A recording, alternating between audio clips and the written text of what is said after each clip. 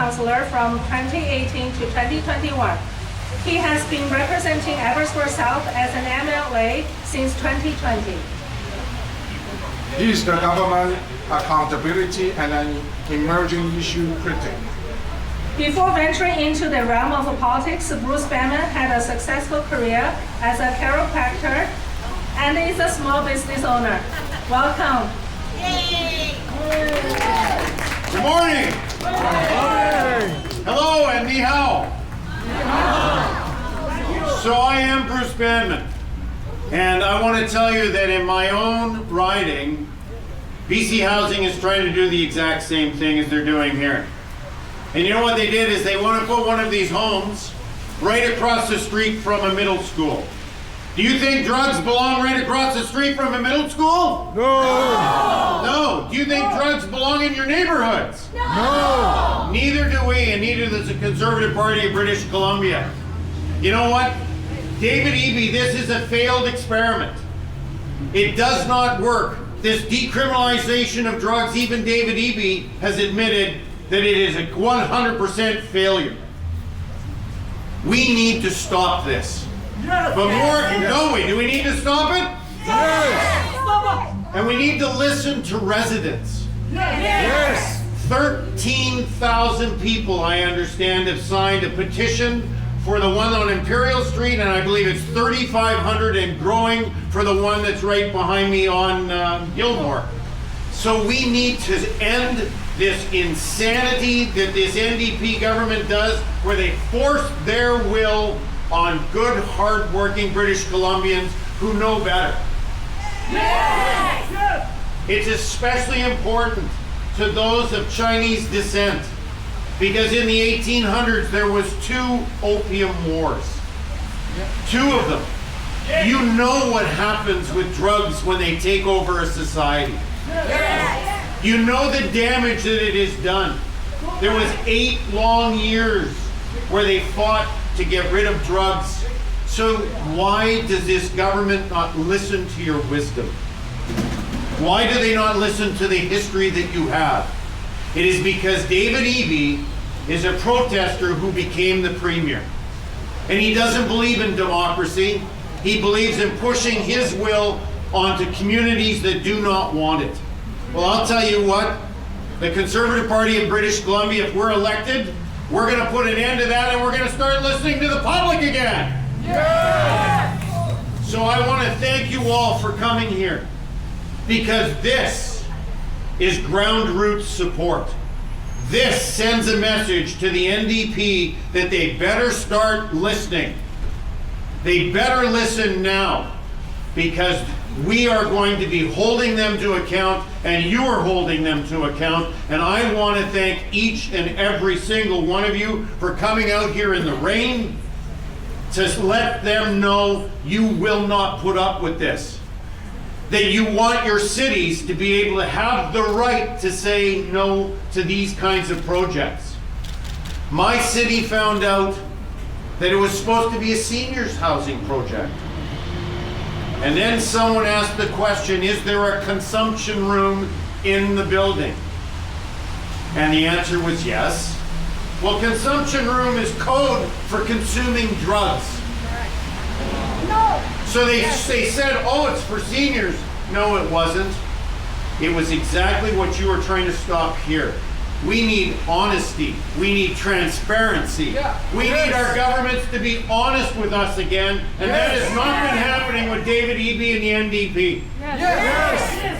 So I want to again thank you all. I'm with you. I stand with you, and I want you to thank you for standing with us, because opposition needs your help. We need your voices. I want you to speak loud and clear and have more meetings exactly like this. It's peaceful, but it's democracy in action. Yes! And if you believe in democracy, I want to see more of this, because it's the people whose voices that need to be heard. This government cannot silence you. They will not silence you, and I won't let them silence you. So I want to thank you all for having the courage to show up today in this weather, and please know I'm standing with you, and I am right behind you 100%, and so is the Conservative Party of British Columbia. Thank you very much.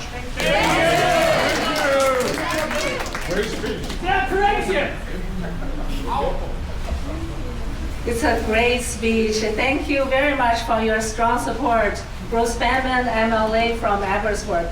Okay, so our next speaker is Wallace Pong.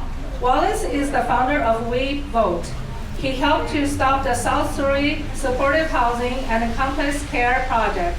He was invited by the Burnaby residents and has been helping them voluntarily since December 2025. Let's welcome Wallace.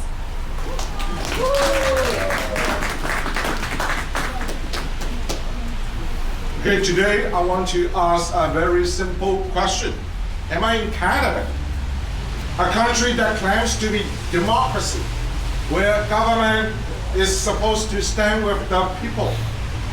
More than 13,000 Burnaby residents signed a hand-signed petition opposing the BC Housing Supportive Housing and Complex Care Housing project.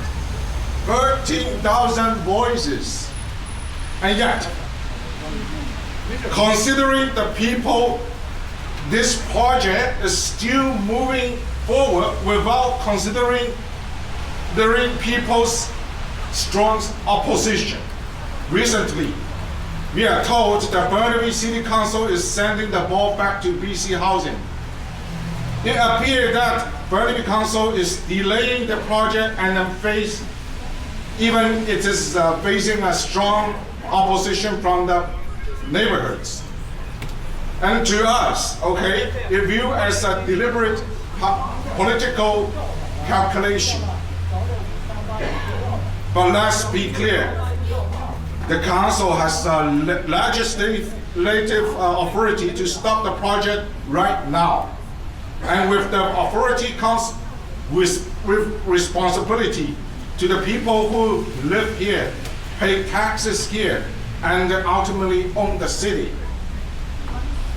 The response from both Burnaby City Council and BC Housing to these 13,000 petitions has left residents asking a dangerous question. Does government still work for the people or only for party interests and their own ideology? This entire process is anti-democratic. It harms the communities, it divides the society, and it erodes trust in the public institutions. Let me say this plainly. This is not democracy, this is deception. And votes taken before election and ignored after the elections. Burnaby residents are watching nearby cities, Surrey, Richmond, where the council actually listen and act. And they ask, why not Burnaby? If any councillor truly believes a single housing facility can solve homelessness, drug addiction, mental illness, and crime and public safety all at once, then that belief is not compassionate, it's naive. The governing based on naivety is incompetency, and they may be simply lazy, irresponsible, and unaccountable. If we had given a real democratic choice, no one here would have to leave their jobs, their families, and their daily lives to protest. No one would have stood in the cold and rain, and no one would have collected signatures of over 13,000 signatures over 90 days, including working days and Christmas Eve. No one would have attended 5 major protests and countless smaller ones. People do not do this lightly. They do this when government stop listening. Today, I want to remind everyone a song inspired by event more than 260 years ago. A song about ordinary people standing up when power refused to listen to them. Los Miserables. Do you hear the people sing? Sing a song of angry men. It's the music of the people who will not be slave again. This is not again. This is a dignity. This is not about anger. This is about dignity. It's about accountability. It's about democracy. We need to fight for democracy. Everyone here, you are fighting for democracy. Yesterday, we vote Stop Surrey.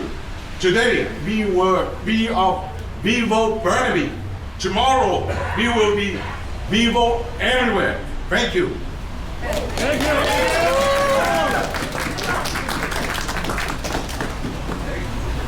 Thank you very much. So next, Sheldon Starrett. He is a Richmond resident and a long-term community builder.